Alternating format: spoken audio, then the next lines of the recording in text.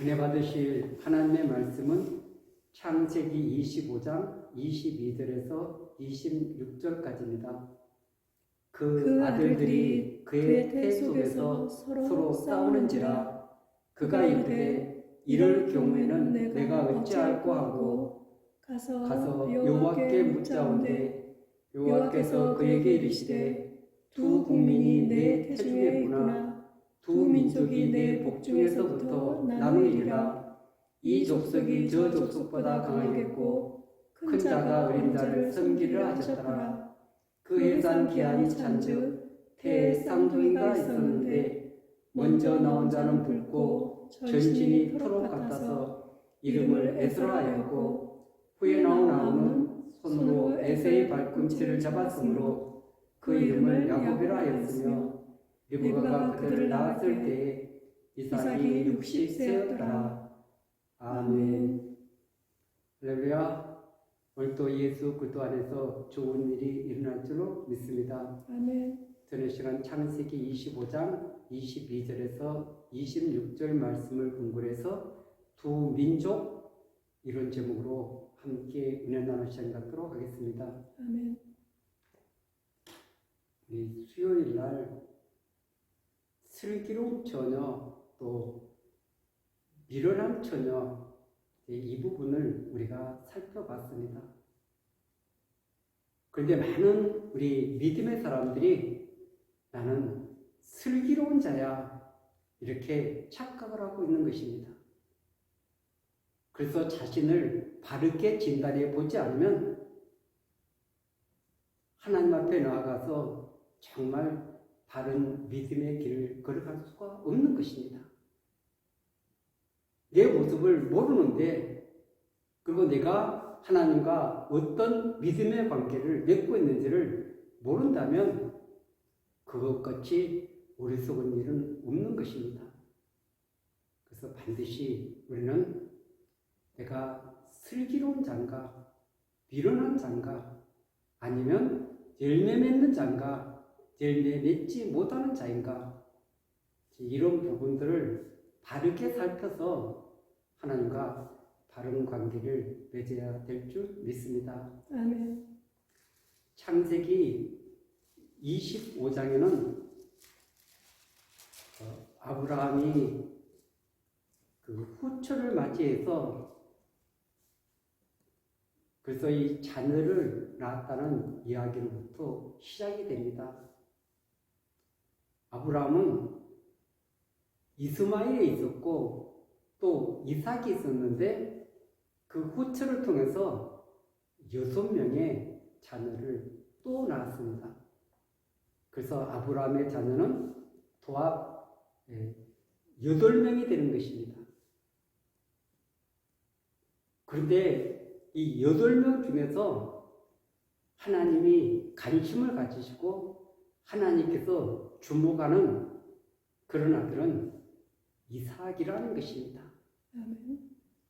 왜냐하면 이삭은 약속의 자녀이기 때문에 그렇습니다. 아멘.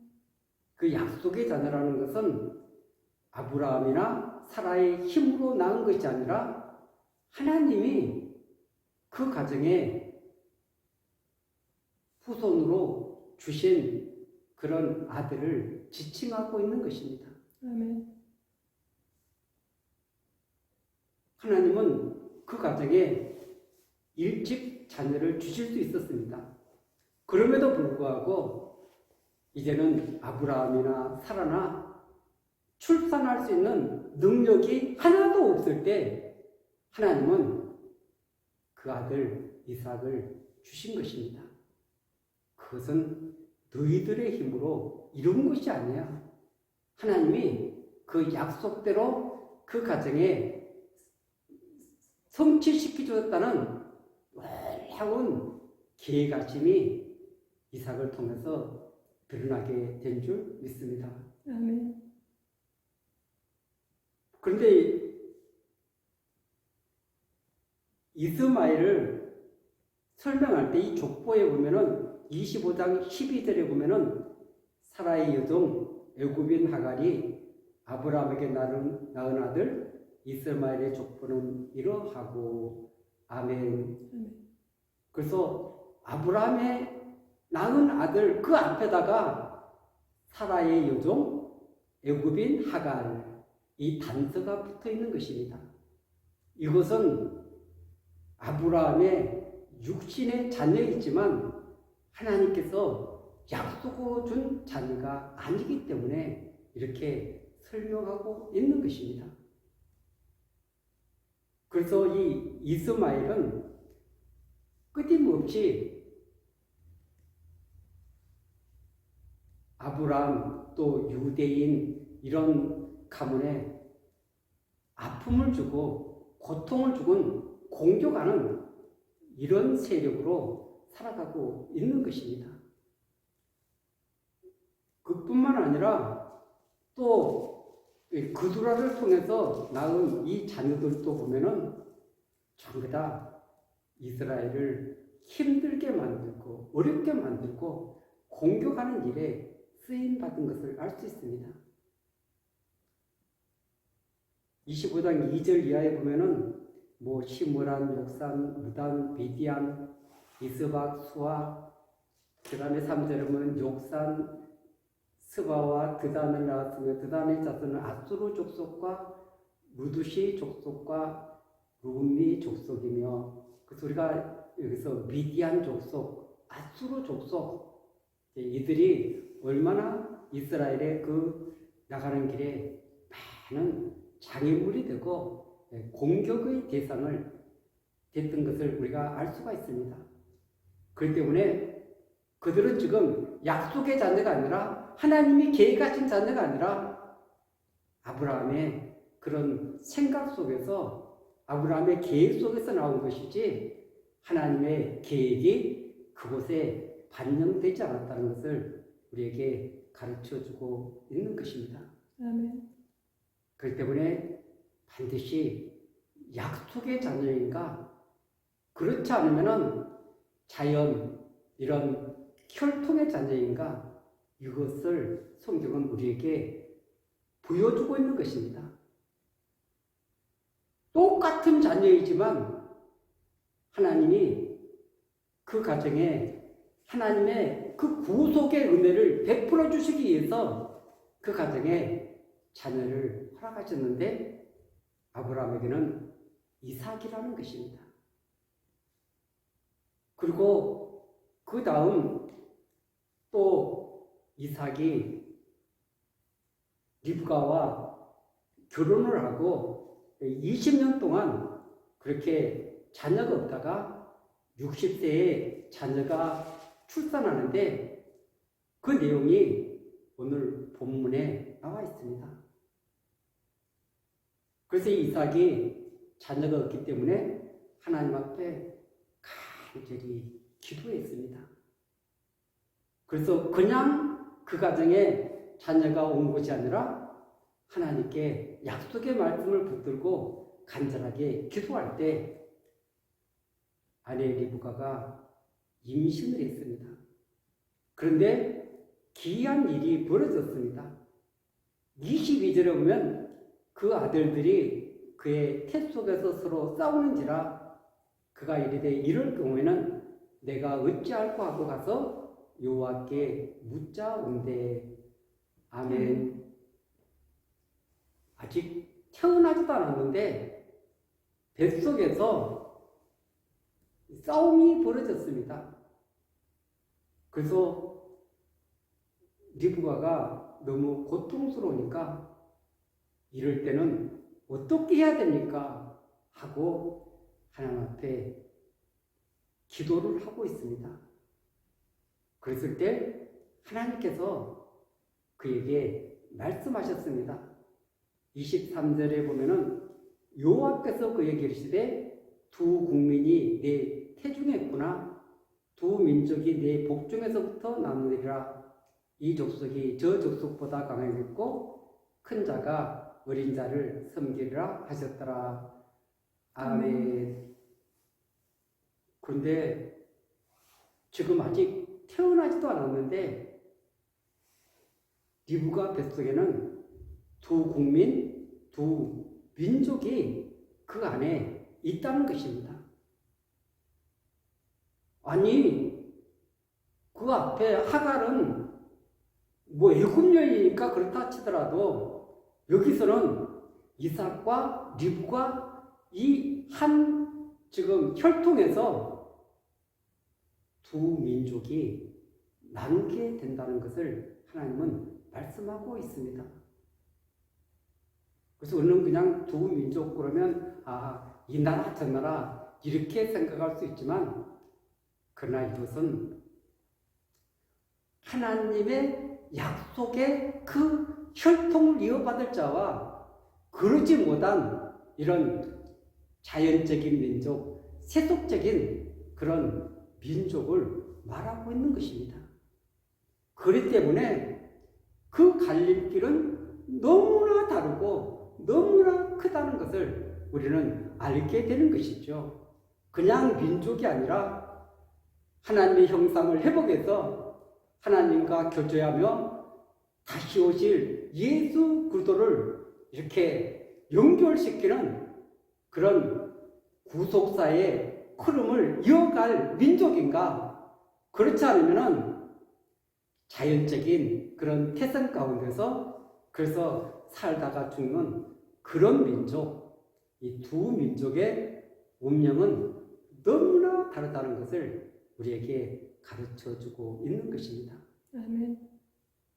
그래서 우리는 이 에서가 또 이 야곱과의 에서와 야곱과의 관계에서 아니 야곱은 그 장자권을 빼앗기 위해서 팥죽을 치사하게 사용하고 그리고 나중에 끝까지 그 아버지 이삭이 눈이 어두웠을 때 축복을 받으려고 하는 그런 내용들을 깊이 이해하지 못하면 그것을 알 수가 없습니다. 그러나 야곱은 차다로 태어났지만 그 장자에 대한 하나님의 그 형상을 이어받는 그 혈통을 너무나 중요하게 여기기 때문에 그래서 그것을 향해서 계속 돌진해 나가는 모습을 보게 되는 것입니다. 그것은 단순하게 어떤 것을 성취하기 위해서 그런 것이 아니라 그를 통해서 하나님의 나라가 하나님의 역사가 계승되는 귀한 은혜를 누리게 하기 위해서 그는 장자의 명분을 귀하게 여긴 줄로 믿습니다. 그래서 두 국민이 내 태중에 있구나, 두 민족이 내 복중에서 나누리라. 이 족속이 저 족속보다 강했고 큰 자가 어린 자를 섬기리라. 아멘. 지금 강한 자는 에서입니다.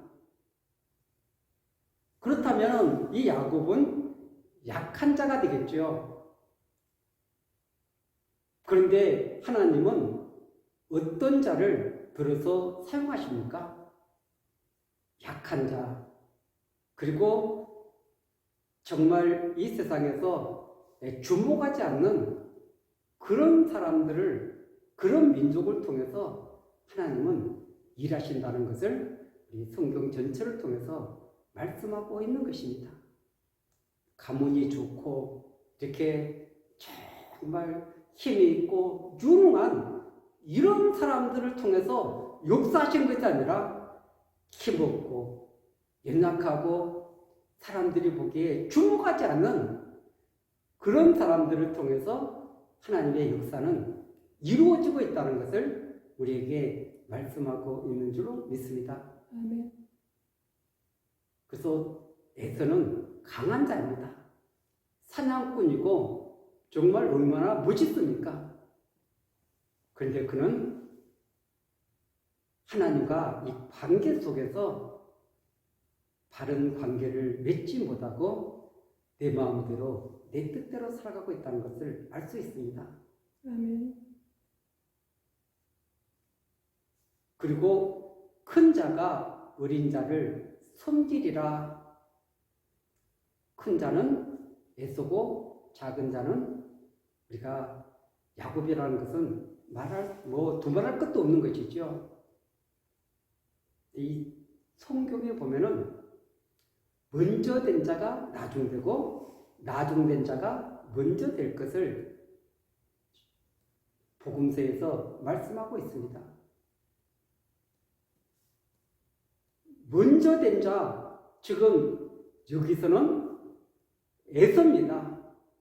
나중된 자는 야곱입니다. 그런데 그들의 운명은 너무나 다르다는 것을 성경은 우리에게 말씀하고 있는 줄로 믿습니다. 아멘. 두 나라, 하나는 하나님의 약속을 받은 그런 하나님의 형상을 회복한 나라, 하나는 하나님의 형상을 회복하지 못하고 자연 그대로 그렇게 살아가다가 멸망해버리는 그런 민족을 지칭하고 있기 때문에, 그래서 완전히 다른 상반된 이런 삶을 살아가고 있다는 것을 말씀하고 있는 것입니다. 그렇다면 아니 이삭과 리브가 한 뱃속에서 이런 일이 일어났다는 것이 우리는 잘 믿어지지 않습니다. 여기에서 지금 리브가를 우리가 교회라고 생각한다면 이 교회 공동체 안에서도 반드시 두 민족이 나뉜다는 것을 알 수가 있습니다. 한 사람은 약속의 말씀을 붙들고 하나님의 형상을 회복하고 그 영원한 하나님의 나라를 바라보면서 예수 그리스도를 주인으로 모시고 예수 그리스도가 머리가 되어서 그분의 인도를 받는 그런 사람들인 것입니다. 그리고 반대로 내가 주인 되고 그리고 내 마음 내 뜻대로 말씀과 상관없이 신앙의 길을 걸어가는 사람들인 것입니다.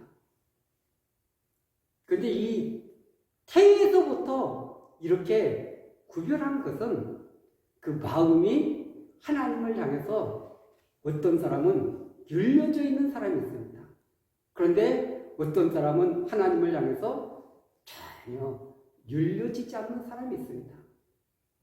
예배는 드릴 수 있습니다. 종교생활을 할 수 있습니다. 그러나 그 말씀이 그 안에 들어와서 그래서 말씀이 생명이고 말씀이 빛이고 그러면서 그분께 순종할 수 없는 것이 여기 에서라는 그런 사람인 것입니다. 그렇기 때문에 우리가 오늘 내 자신을 한번 들여다봐야 됩니다. 하나님의 형상을 회복하기 위해서 오늘도 그 주님을 의지하고 말씀을 붙들고 그 약속의 말씀을 붙들고 다가오는 그 새 하늘과 새 땅을 바라보면서 믿음의 길을 걸어가고 있는가? 그래서 이렇게 믿음의 길을 걸어가는 사람에게는 반드시 하나님이 동행하시고 그리고 그 길을 걸어갈 수 있도록 모든 은혜를 베풀어 주실 줄로 믿습니다. 아멘. 우리가 이 창세기를 보면서 이 아브라함이 얼마나 많은 실수를 합니까? 그럼에도 불구하고 하나님은 믿음의 조상으로 세워서 그를 빚어가는 모습을 우리가 보게 되는 것입니다. 약속의 땅에서 기근이 드니까 애굽으로 내려간다든지 또 하나님을 믿지 못해가지고 애굽 여인 하갈을 통해서 자녀를 낳고 그리고 21장에도 가면은 또 흉년이 드니까 그날로 내려가는 아브라함의 연약한 모습을 보게 되는 것입니다.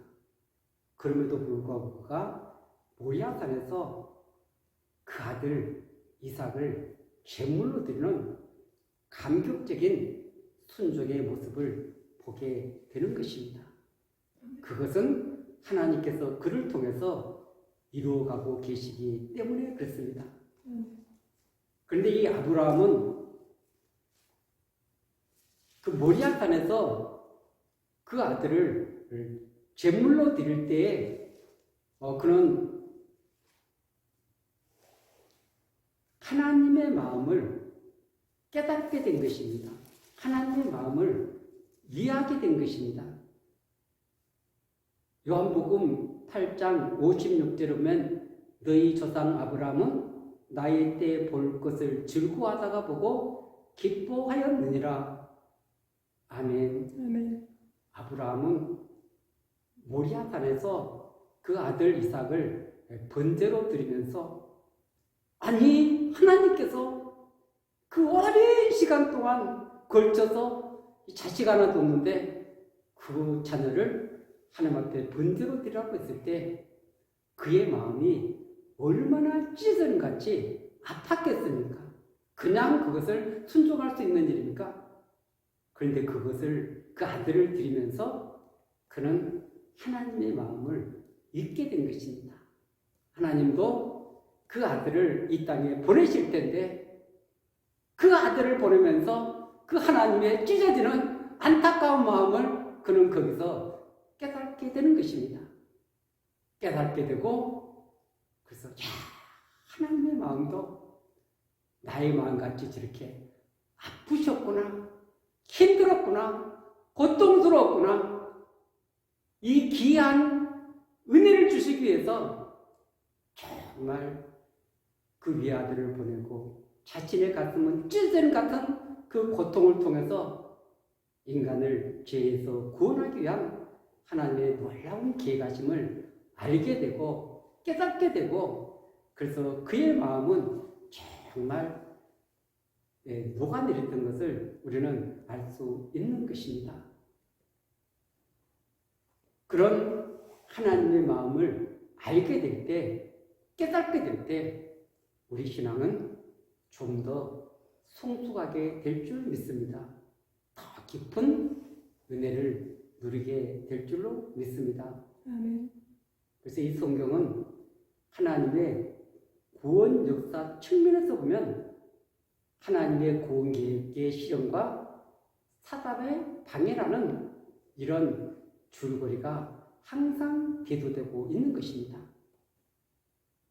그래서 하나님은 남은 자 히브리어로 시아르라고 합니다.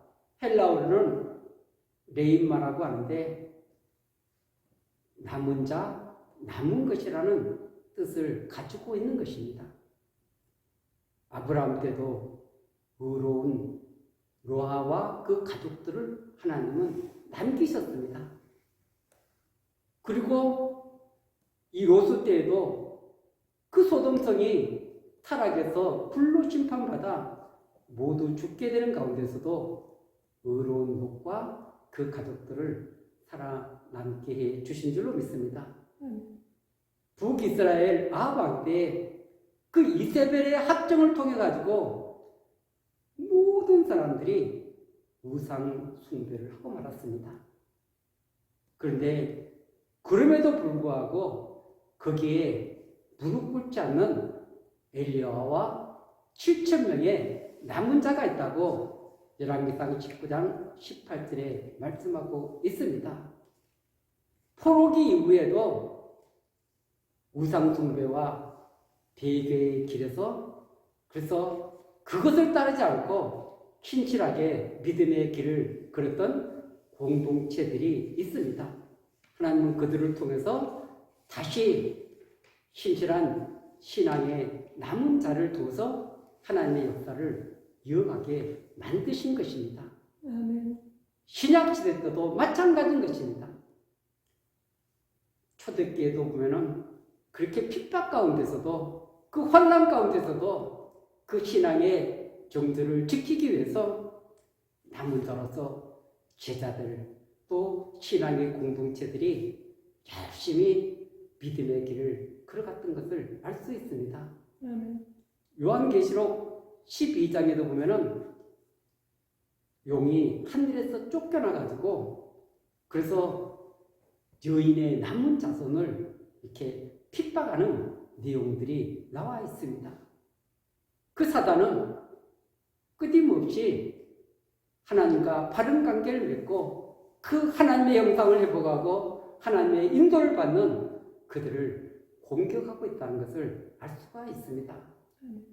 그러나 그런 핍박에도 그런 박해 가운데서도 그런 어려운 가운데서도 그들에게 성령이 함께 하시고 주님이 함께 하시고 그러면서 그들을 지켜주시기 때문에 그들을 보호해 주시기 때문에 끝까지 남은 자로 승리하게 되는 줄로 믿습니다. 아멘. 오늘 저와 여러분들이 주님 오시는 날이 힘이 가까운 시대를 우리는 살아가고 있습니다. 남문자 사상, 오늘 하나님의 형상을 회복하고 하나님의 약속의 말씀을 붙들고 끝까지 믿음의 길을 걸어가는 그런 민족이 어떤 민족인가, 어떤 사람인가를 성경은 우리에게 똑똑하게 가르쳐주고 있는 줄로 믿습니다. 아멘. 반드시 나누어지게 된다는 사실을 알게 될 때, 깨닫게 될 때 다른 사람이 잘못된 길을 걸어간다고 해서 그 길로 걸어가는 것이 아니라 우리는 중보 기도해야 될 줄 믿습니다. 아멘. 그 길은 세속의 길이야. 그 길은 멸망의 길이야. 그 길은 하나님이 인정하지 않는 길이야. 넓은 길, 그 길을 선호하는 자들을 위해서 중보하면서 일단 하나님 우리에게도 다른 길로 인도하여 주옵소서. 십자가의 길로 좁은 길로 우리를 인도하여 주어서 하나님 영광에 쓰임받게 하여 주옵시고 하나님의 은혜가 아니고서는 하나님의 역사 아니고서는 이 길을 걸어갈 수가 없습니다. 그래서 정말 하나님의 놀라운 역사를 바라보며 꿈꾸면서 그분의 인도를 받는 저와 여러분들이 되시기를 예수 그리스도 이름으로 간절히 축원드리겠습니다. 아멘.